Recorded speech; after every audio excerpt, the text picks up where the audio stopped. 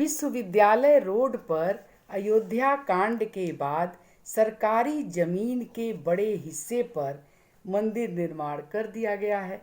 धर्मशाला पुल के नीचे और असुरंग चौराहे के पहले सड़क के एक बड़े हिस्से पर एक पुजारी ने भगवान शंकर को इस प्रकार त्रिशूल थमाकर खड़ा कर दिया है कि प्रतिदिन आवागमन बाधित होता है। पर क्या मजाल नगर निगम हस्तक्षेप करे। भई विध्वंसकारी शंकर का मामला है, कहीं उनका त्रिशूल घूम गया तो विघ्नकारी के सिर पर बकरे का सिर लगा होगा और वह मैं कर रहा होगा। इन सभी मंदिरों व मजारों पर शाम ढले नशेड़ियों, जुआरियों, जेब कतरों, उचक्कों का जमघट तो लगता ही है। विश्वविद्यालय के बिगड़े छात्र नेता और कुछ पुलिस वाले भी आज जुटते हैं और फिर सुरती, भांग, अफीम, चरस, हेरोइन का वह सुट्टा लगता है कि पूरा वातावरण ही नशीला हो जाता है। क्या मजाल कि कोई शरीफ आदमी सपरिवार उधर से गुजरने की हिम्मत जुटा पाए। एक राज की बात और बताऊं, एक राज की बात, ये सारे जो निर्माण कार्य हुए हैं, या तो निर्माण कार्य हुए हैं या हो रहे हैं, वे या तो सरकारी जमीन पर हो रहे हैं या फिर दुश्मन की खाली पड़ी जमीन पर।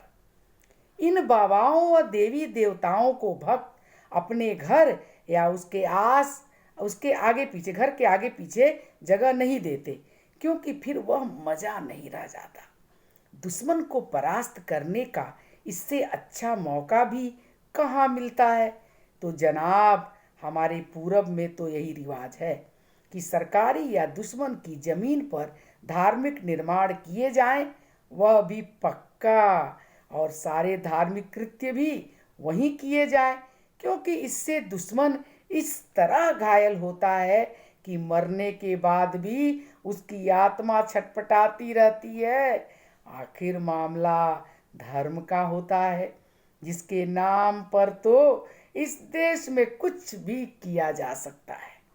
आप सोच रहे होंगे कि कहानी लिखने की जगह मैं ये क्या किस्से लेकर बैठ गई हूँ।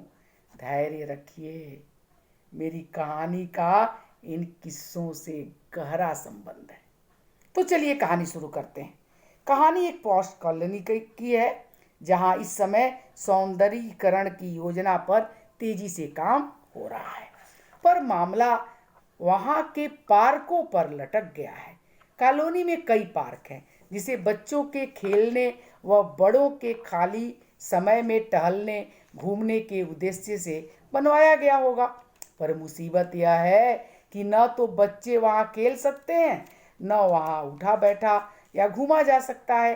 कारण यह कि कॉलोनी में पहले पहल बसने वालों ने अपने सामने के नहीं, अगल बगल के पार्कों में कुछ टीले सा बनवा दिया और पार्क के बीचों बीच लंबा चौड़ा तालाब नुमा गड्ढा खुदवा दिया है, जो बाकी दिनों में तो मिट्टी से भर दिया जाता है, पर साल में एक बार उस मिट्टी को हटाकर उसमें पानी भरा जाता है।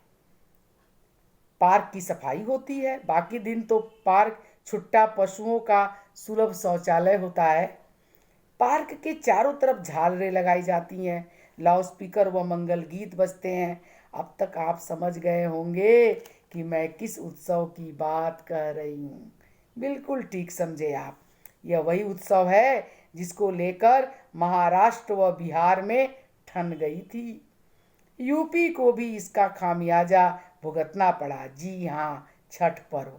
वैसे तो छठ विशुद्ध व्यक्तिगत कल्याण का पर्व है, जो मुख्यतः पुत्र की कामना व उसकी सुरक्षा के लिए किया जाता है, पर व्यक्तिगत जमीन में उसका कोई स्थान नहीं है। छठ देवी को घर में या घर के आगे पीछे की जमीन पर जगह नहीं दी जाती। उनकी स्थापना के लिए भी सरकारी या दुश्मन की जमीन का उपयोग करने की परंपरा है। सो पार्कों में छठ माता के पक्के टीले हैं। जब भी व्रत करने वालों की कोई मनोकामना पूरी होती है, टीलों की संख्या बढ़ जाती है। शहर के सारे जलाशय व नदी के घाट ही नहीं, पार्क व खाली पड़ी जमीनों पर छठ माता के इतने टीले बन गए हैं कि उनकी गिनती मुश्किल हो गई है। एक बात और बता दूं कि कुछ एक साल पहले इस शहर में छठ पर्व नहीं होता था। यह तो मुख्यतः बिहार का ही पर्व माना जाता था। जब बिहार से धनाढ़ लोग इस शहर में आकर बसने लगे तो उनके कंधों पर सवार होकर छठ माता भी आ गईं। ये धनाढ़ लोग भले ही काम बिहार में करते रहे, पर उनके मकानों और महलों से यह शहर भर गया। साथ ही भर गई छठ माता के टीलों से खाली पड़ी सरकारी व व्यक्तिगत जमीनें। तो छठ माता ने जो जगहें अपने लिए चुन ली या सायास बैठा दी गईं, तो चुन ली। अब किसकी मजाल जो उन्हें वहां से हटाए। आखिर धर्म का मामला है, उस पर छठ माई बड़ी क्रोधी स्वभाव वाली देवी हैं। जरा सी चूक को भी नहीं बख्शती, सीधे पुत्र हानि करती हैं। सो वे लोग जिनकी जमीन पर वे काबिज हैं, जिनकी जमीन पे वे काबिज हैं, तड़प कर रह जाते हैं कि वे क्या करें। क्योंकि जो ज़मीन चुन ली है छठ माता ने, यानी जहाँ पर उनके टीले बने हैं वहाँ से वे हटा भी नहीं सकते हैं। करें तो क्या करें, सरकार की भी इतनी हिम्मत नहीं कि इस धार्मिक मामले में हस्तक्षेप करे। तो हमारी कहानी की कॉलोनी में इस समय आंदोलन सा छिड़ा हुआ है। एक तरफ वे लोग हैं जो प्रगतिशील हैं, जागरूक हैं, अपने अधिकारों को पहचानते हैं।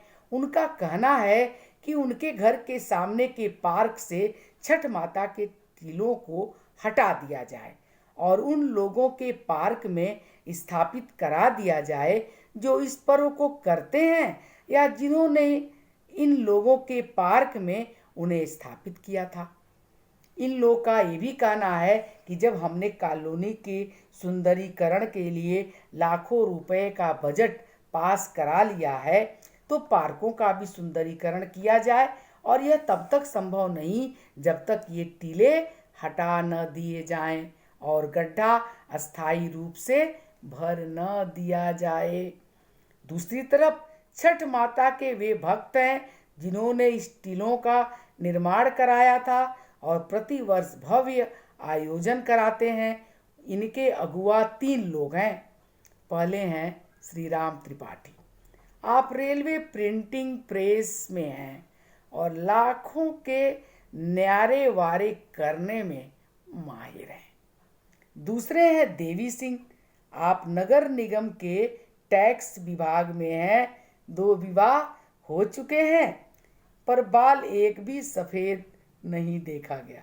राज की बात है। एक हार्ट अटैक झेल चुके हैं। दूसरी पत्नी के साथ चलते हैं तो लोग अक्सर पिता पुत्री समझ लेते हैं, जिसके कारण कईयों से गाली गलौज मार पीट तक कर चुके हैं। तीसरे महाशय हैं नगेंद्र श्रीवास्तव। ये मार्केटिंग विभाग में इंस्पेक्टर हैं।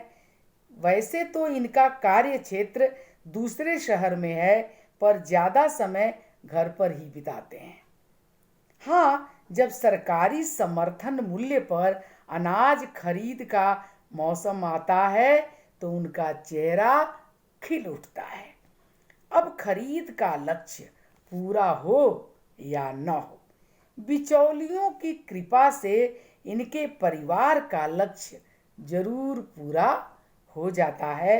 ये तीनों महाशय इतनी तेजी से फले फूले हैं कि सबको आश्चर्य होता है, पर ये उसे छठ माता की कृपा का नाम देते हैं और हर वर्ष छठोत्सव उत्साह से संपन्न कराते हैं। इसका अगला भाग अगली बार। धन्यवाद।